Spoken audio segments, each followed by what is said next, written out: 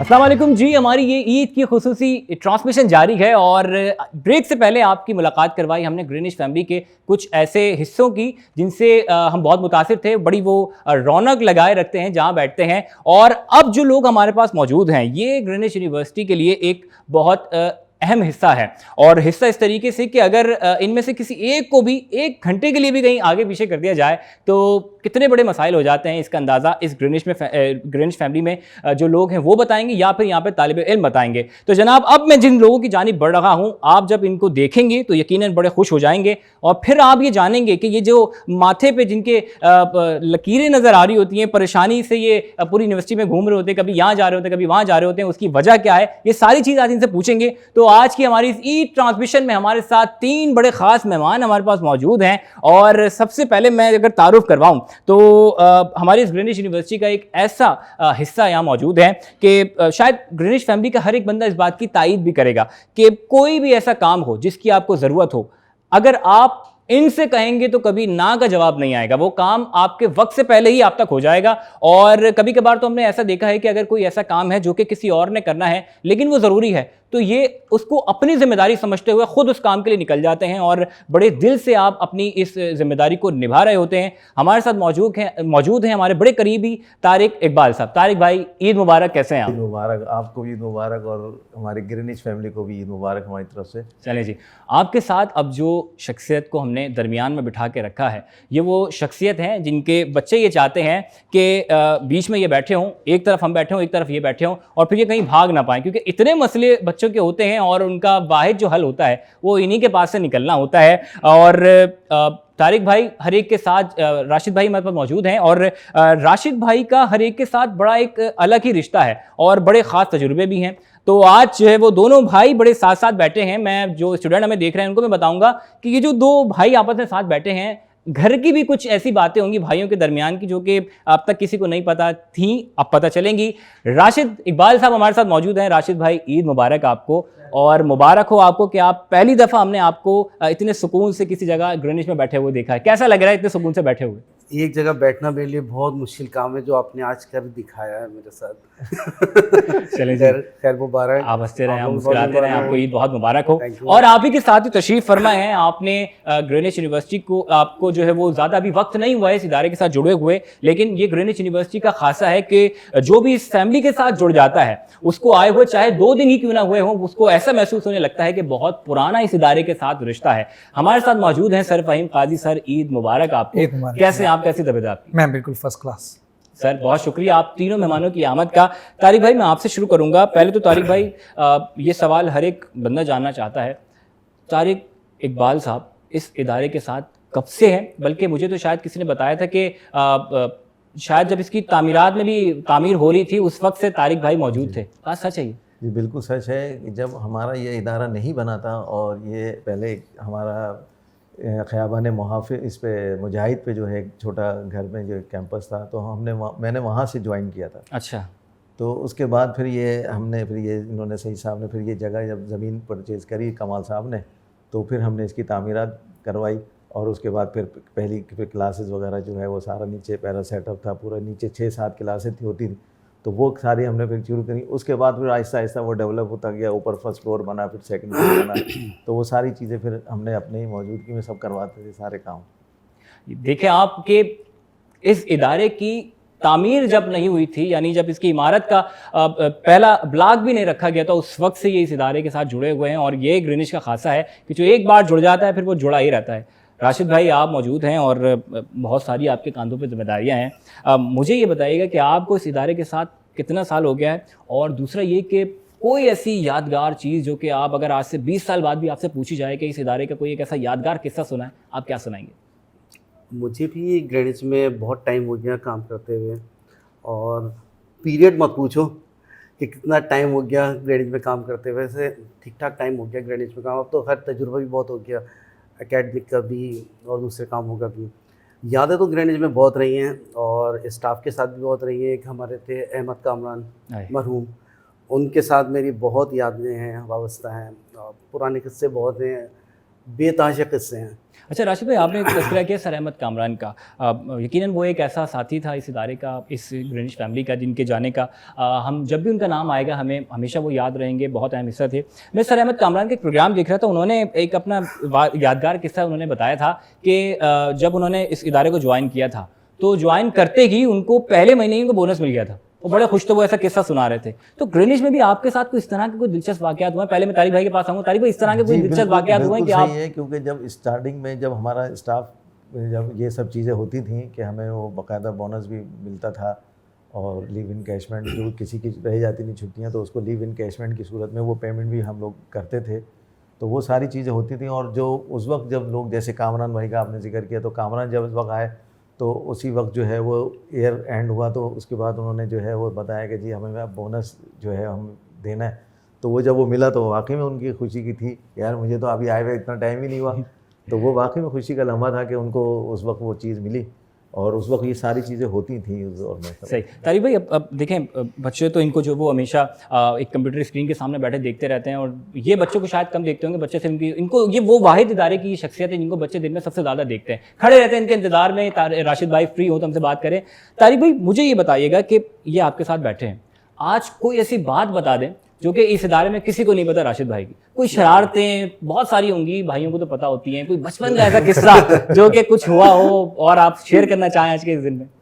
असल में राशिद का एक बड़ा अच्छा वो था कि इसको जो है एक तो मतलब शुरू से ये अपनी शरारतों में रहा है, बचपन में भी इसका यही हालत था।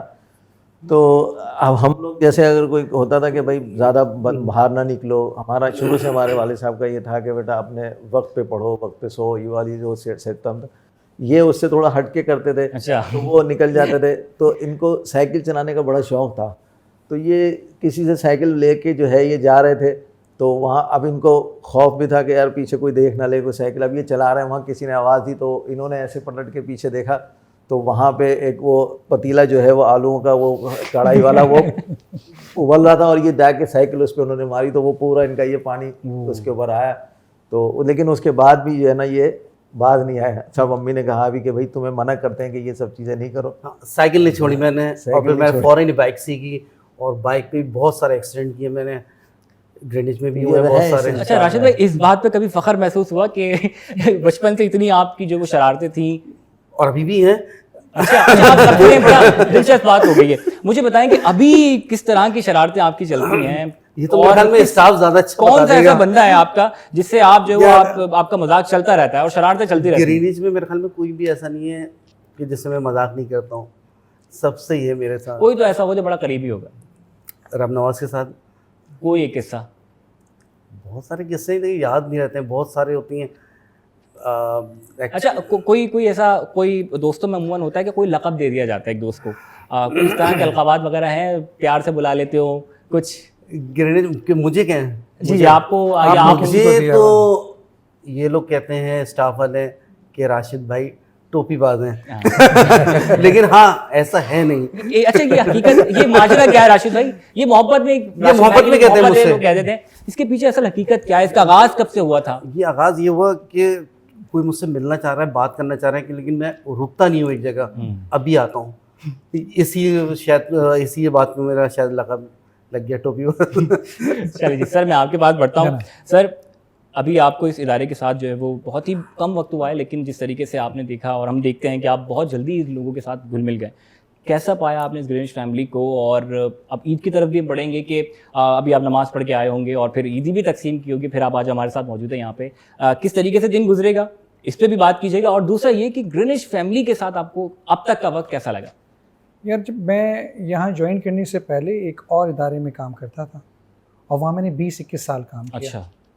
और काफ़ी अर्से तक काम किया। जब मैंने उस इदारे को छोड़ा तो मैं पहले ये समझ रहा था कि मेरे लिए आसान नहीं होगा किसी दूसरे इदारे को ज्वाइन करना। अच्छा, सही। लेकिन जब मैं यहाँ पर आया हूँ तो शायद मैं अपने अल्फाज तब्दील कर लेता हूँ, क्योंकि ये जो एक लफ्ज़ मैंने देखा ग्रीनिश फैमिली का, वो मैंने अपनी जितना भी मेरा प्रोफेशनल कैरियर है वहाँ कहीं भी मैंने फैमिली का तस्वुर नहीं देखा।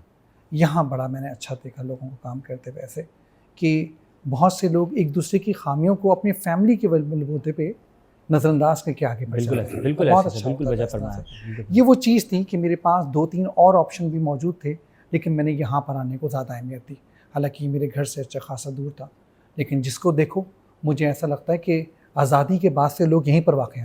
18 साल हो गए, 20 साल हो गए, 27 साल हो गए, कभी कभार तो मुझे लगता है राशिद 1857 से यहाँ पर। तो मतलब ये बड़ी चीज़ होती है, अगर आप चीज़ों को पढ़ें, अगर आप एक इदारे में एक नहीं बहुत सारे लोग इतने अरसे से काम कर रहे हैं, तो इसका मतलब है ये इदारे की क्वालिटी है और इदारा अपना ह्यूमन इन्वेस्टमेंट पे बहुत ज़्यादा टाइम दे रहा है। आमतौर पे जो आजकल का वक्त है उसमें हम फाइनेंशियल इन्वेस्टमेंट तो करते हैं, ह्यूमन इन्वेस्टमेंट नहीं करते। यहाँ पर जो सबसे ख़ास बात है इस इदारे की, ये ह्यूमन इन्वेस्टमेंट पे बड़ा टाइम देता है, जो कि बहुत अच्छा होता है, क्योंकि अगर आप मेंटली तौर पे पुरसुकून होंगे तो आप अच्छा परफॉर्म करेंगे। छोटी मोटी चीज़ें तो हर जगह होती रहती हैं, हर जगह वो हर जगह होती रहती है, लेकिन अगर मैं उसको देखूं तो मुझे यहाँ की सबसे अच्छी चीज़ जो लगी वो यहाँ के लोगों का ह्यूमन इन्वेस्टमेंट लगा। जैसे अभी इससे पहले मुझे एक छोटा सी प्रॉब्लम हुई थी, तारिक साहब से मेरी कोई ख़ास बातचीत नहीं थी, लेकिन मैंने उनको अपना एक मसला बताया, उन्होंने फ़ौरन जो आपने कहा वो मसला हल कर दिया, और राशिद ने जैसा कहा वो बिल्कुल वैसे ही। क्या बात है। तो सर अब बड़ी तेज़ी के साथ बढ़ूंगा इन सवालात की जानिब, और मैं एक शख्सियत का नाम लूँगा और आप लोगों ने उनको एक मशवरा देना है और एक उनके लिए कोई जुमला कहना है। सर सबसे पहले मैं आपकी तरफ आता हूँ। सर तला रफ़ीक को तो आप जानते होंगे सर? हाँ, बहुत अच्छे से जानते होंगे, बड़े करीबी हैं, बड़ी अच्छी दोस्ती है, बड़े जल्दी लोगों में घुल मिल जाते हैं। कोई एक मशवरा, कोई एक जुमला। जैसे हो वैसे ही रहो। क्या बात है। तुमने भी मेरे लिए मतलब यही बोलना होगा।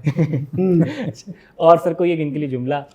नहीं बोला तो है, जैसे मशवरा दे दें, कोई एक मशवरा और जुमला दोनों एक ही था, लेकिन दोनों को अलग अलग कर दीजिए। परफेक्शन में इम्प्रूवमेंट की ज़रूरत नहीं होती। चलें जी, ज़बरदस्त। तो तला मेरे लिए एक परफेक्ट आदमी है, उसमें इम्प्रूवमेंट की ज़रूरत नहीं है, वो जैसा है वो वैसा ही रहे। इसमें कोई शक नहीं। राशिद भाई, एक मशवरा, बल्कि दो मशवरे, आपको आज़ादी जितने मशवरे दे दें। डॉक्टर रब नवाज।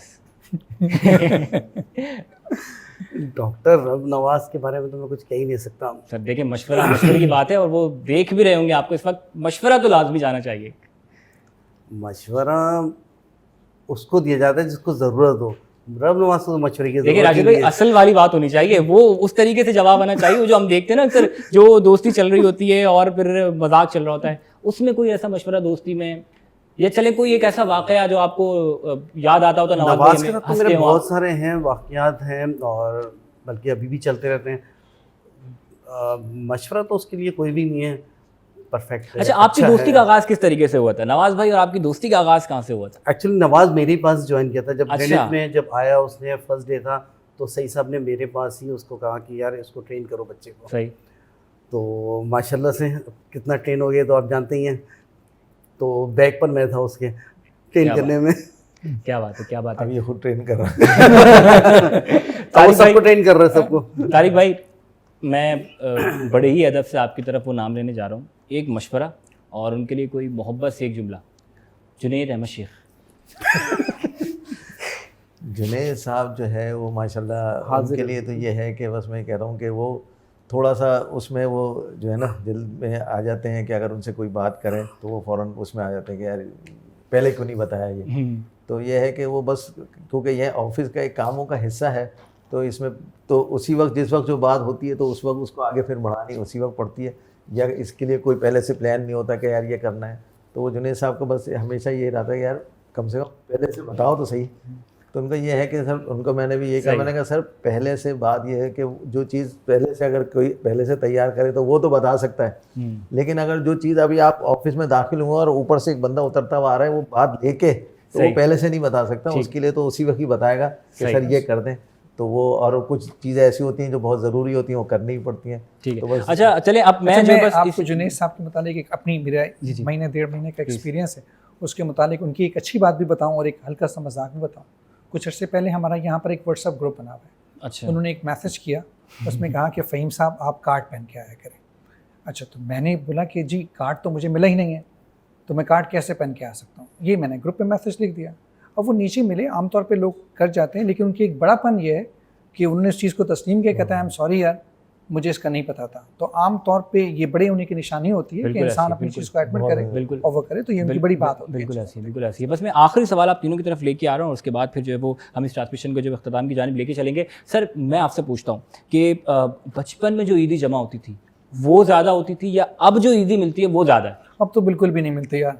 अच्छा सर, ईदी बचपन देने में में जो ज्यादा- ईदी मिलती थी। ईदी देने में ज्यादा मजा है या आप ईदी लेने में मजा आता है? या दिल चाहता है कि आपको ईदी दे और बहुत सारी दे? हाँ वाकई में अगर ईदी ज़्यादा मिले तो कितनी अच्छी बात है, लेकिन बस हर ख्वाहिश कैसे पूरी हो सकती है आपकी? नहीं सर, होगी इंशाल्लाह। अभी भी बड़े बहुत सारे मौजूद हैं, जैसे हमारे बड़े मौजूद हैं। हमें उम्मीद है आपसे कि अभी आप मौजूद हैं, हमारे कैमरामैन भी मौजूद हैं, सब मुस्कुरा रहे हैं सर अभी इंशाल्लाह। हाँ, सब बिल्कुल सबके लिए, आप सबके लिए ईदी है, जितने लोग बैठे हैं सबके लिए ईदी है, तैयार है। हाँ। और राशिद भाई, ईदी कितनी जमा कर लेते थे बचपन में? कभी शरारत की है तारिक भाई के, इससे की ईदी आपने जेब में रख ली? तारिक भाई को आगे बताया कि मैंने तो बोला था पैसों कि के मामले मेरी में ईदी है। सब अपनी अपनी जेब में रखते पैसे। कभी इस दूसरा, तरीके का हुआ? अब जो मिलती है अब ससुराल से मिलती है और कहीं से नहीं मिलती ओए है। होए। और पहले तो जाहिर सी बात है पैसे आते थे और खर्च हो जाते थे और खाने पीने में लगे रहते थे। और अब तो खैर ससुराल से जो भी ईद आती है रखी और बच्चों में दे दी। सही सही। तारिक भाई, मैं वही सवाल लेके आऊँगा, कभी अब तक ऐसा हुआ है कि राशिद भाई के किसी ने मेहमान के गए हो, आप वालिद वालदा के साथ, उन्होंने ईदी दी हो सबकी, आपने अपने पास रख ली के और इनको आगे बताया कि उन्होंने सिर्फ मेरी दी? नहीं, इस तरह के असल वाक़यात हुए में हैं कभी? ये सारे जो है माशाल्लाह, ये सब जो है ना ताक में लगे रहते थे कि अभी खाला ने आना है, तो अभी मामू ने आना है, तो 25 हो देंगे, तो 50 हो देंगे, तो 75 होंगे। तो वो जब चले जाते तो पूछते थे भाई मेरे पैसे किधर है? तो वो मतलब उस वक्त जो है ये बड़ा रहता था कि जब ईद का होता था तो सब पूछते थे कि यार उनका फोन आया, वो कब आएंगे? बोले भाई आ रहे हैं। अच्छा, तो वो फिर कहीं निकलते ही नहीं थे घर सही। से कि वो आके ईदी दे के जाएंगे। सही। तो वो उस वक्त वो बड़ा इंटरेस्टिंग लम्हा होता था कि बड़ा कि वो आ रहे हैं और ईदी मिलेगी हमको। चलें जी, बहुत शुक्रिया आप तीनों मेहमानों की आमद का, और हम ये दुआ करते हैं कि आप इसी तरीके से हंसते रहिए, मुस्कुराते रहिए। परवरदिगार आलम आप दोनों भाइयों की जोड़ी सलामत रखे सर, आपको अल्लाह लंबी उम्र अता करे, और इसी तरीके से ग्रीनिश फैमिली का आप हिस्सा बने रहिए। तो मौजूद ख़वातीन और हज़रात, यहाँ वक्त हुआ चाहता है एक मुख्तसर से वक्फे का। हमारी यही ट्रांसमिशन जारी है, मिलेंगे ब्रेक के बाद, कहीं मत जाइएगा। अल्लाह हाफ़िज़।